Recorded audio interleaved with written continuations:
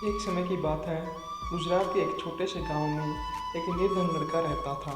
उसके माता पिता नहीं थे। गांव में उसके पास आजीविका का कोई साधन नहीं था, परंतु वह बहुत बुद्धिमान था। अपने पिता से उसने काम की कई बातें सीखी थी। एक दिन उसके दिमाग में एक अद्भुत विचार आया।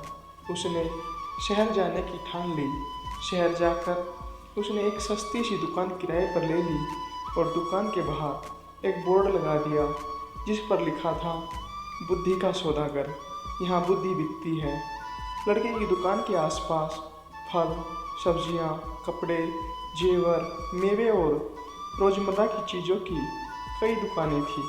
सारे दुकानदार उस लड़के की खिल्ली उड़ाते।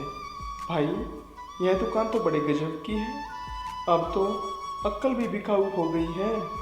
लड़का उनकी बातों की कोई परवाह नहीं करता था। वह दिन भर आते जाते ग्राहकों को आवाज़ लगाता रहता, आओ आओ, बुद्धि ले जाओ, एकदम खरी, सस्ती और उपयोगी, एक दाम सही दाम, आओ साहब ले जाओ। लेकिन बहुत दिनों तक बुद्धि के सौदागर की दुकान पर कोई भी ग्राहक नहीं आया। एक दिन उसने दुकान बंद करने का निश्चय कर लिया। तभी एक धनी सेठ का मूर्ख लड़का उसकी दुकान की ओर से गुजरा। मेरे पिता मुझे हमेशा निर्बुद्धि और मूर्ख कहते रहते हैं, क्यों न थोड़ी बुद्धि खरीद लूं। यह सोचकर उसने सौदागर लड़के से कहा, एक सेर बुद्धि के कितने पैसे लोगे? लड़के ने उत्तर दिया, मैं बुद्धि तोलकर नहीं, उसकी किस्म के हिसाब से बेचता हूँ। मेरे पास तरह तरह की बुद्धि है, सबका दाम अलग अलग है। आपको कैसी बुद्धि चाहिए? तो ठीक है, एक पैसे में जिस तरह की बुद्धि आए दे दो। सेठ का लड़का लापरवाही से बोला। सौदागर लड़के ने कागज की एक पर्ची निकाली और सेठ के बेटे को दे दी। उस पर्ची पर लिखा था, जब दो लोग झगड़ रहे हो तो वहाँ खड़े होकर उन्हें देखना बुद्धिमानी नहीं है। सेठ का बेटा खुशी खुशी घर पहुँचा और अपने पिता को कागज की पर्ची देते हुए बोला, देखिए पिताजी, मैं एक पैसे में अक्ल खरीद कर लाया हूँ। सेठ ने पर्ची पढ़ी और तमतमाकर बोले, मूर्ख, एक पैसे में यह क्या लाया है? यह बात तो सभी जानते हैं, तुमने मेरा एक पैसा डुबो दिया। सेठ तुरंत सौदागर की दुकान पर पहुंचा और उस लड़के को बुरा भला कहते हुए बोला, लोगों को ठगते हुए तुम्हें शर्म नहीं आती? मेरा एक पैसा वापस करो। पैसा क्यों वापस करूं? माल दिया है, पैसा लिया है। लड़के ने कहा, ठीक है, यह लो अपना कागज़ का फटा टुकड़ा जिसे माल कह रहे हो। नहीं चाहिए हमें तुम्हारा माल, यह लो। कहते हुए सेठ उसकी पर्ची वापस करने लगा। पर्ची नहीं, मेरी सीख वापस करो। अगर पैसा वापस चाहिए तो आपको एक कागज़ पर लिख कर देना होगा कि आपका बेटा कभी भी मेरी सीख का प्रयोग नहीं करेगा। बात बन गई, दोनों पक्ष मान गए। सेठ ने कागज़ पर हस्ताक्षर कर दिए और अपना पैसा वापस लेकर प्रसन्न हो गया। समय बीतता गया। उस प्रदेश के राजा की दो रानियां थीं। एक दिन दोनों रानियों की दासियां बाजार गई। वहाँ उनका झगड़ा हो गया। बात हाथापाई तक पहुँच गई। लोग चुपचाप खड़े देख रहे थे। उन्हीं में सेठ का बेटा भी था।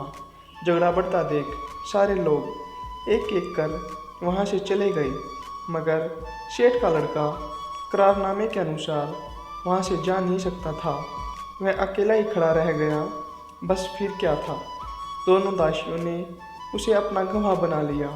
झगड़े की बात राजा रानियों तक पहुँची। सेठ और उसका लड़का राज दरबार में लाए गए।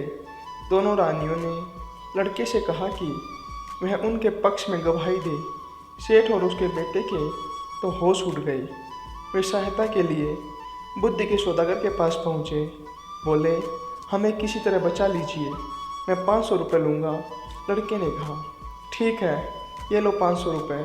सेठ ने तुरंत 500 रुपये निकाल कर सौदागर को दे दिए। देखो, जब गवाही देने के लिए बुलाया जाए तो पागल की तरह व्यवहार करना। बुद्धि के सौदागर ने उपाय बताया। सेठ के बेटे ने वैसा ही किया। राजा ने उसे पागल समझकर महल से बाहर निकाल दिया। इसी तरह की एक दो घटनाएं और हो गई। बुद्धि के सौदागर की चर्चा राजा के कानों में भी पड़ी। राजा ने उसे बुलवाया और पूछा, सुना है तुम बुद्धि बेचते हो, क्या तुम्हारे पास बेचने के लिए और बुद्धि है? जी हुजूर, आपके काम की तो बहुत है, लेकिन 1 लाख रुपए। सौदागर लड़के ने कुछ हिचकते हुए कहा, तुम्हें 1 लाख रुपए ही दिए जाएंगे, तुम पहले बुद्धि तो दो। राजा बोले। सौदागर ने एक पर्ची राजा को दे दी। राजा ने पर्ची खोलकर पढ़ी। पर्ची पर लिखा था, कुछ भी करने से पहले खूब सोच लेना चाहिए। राजा को यह बात बहुत पसंद आई। उन्होंने अपने तकिए के लिहाफ पर, पर्दों पर, अपने कक्ष की दीवारों पर, अपने बर्तनों पर इस वाक्य को लिखवा दिया, जिससे वह इस बहुमूल्य बात को कभी न भूले और न ही कोई और भूल सके। एक बार राजा बहुत बीमार पड़ गए। राजा के एक मंत्री ने वैद्य के साथ मिलकर षड्यंत्र रचा और उनकी दवा में विष मिलाकर ले आया। राजा ने दवा का प्याला अभी मुंह के पास रखा ही था कि उस पर खुदे शब्दों पर उनकी नज़र पड़ी, कुछ भी करने से पहले खूब सोच लेना चाहिए। राजा ने प्याला नीचे रखा और दवा को देखकर सोच में डूब गए कि यह दवा पीनी चाहिए या नहीं। वैद्य और मंत्री को लगा कि उनका भंडा फूट गया है। वे दोनों डर गए और राजा से क्षमा मांगने लगे। महाराज, हमें क्षमा कर दीजिए, हमसे बहुत बड़ी भूल हो गई। राजा ने तुरंत सिपाहियों को बुलवाकर दोनों को कारागार में डलवा दिया। बुद्धि के सौदागर को बुलाकर इनाम में खूब सारा धन दिया और उसे अपना मंत्री बना लिया।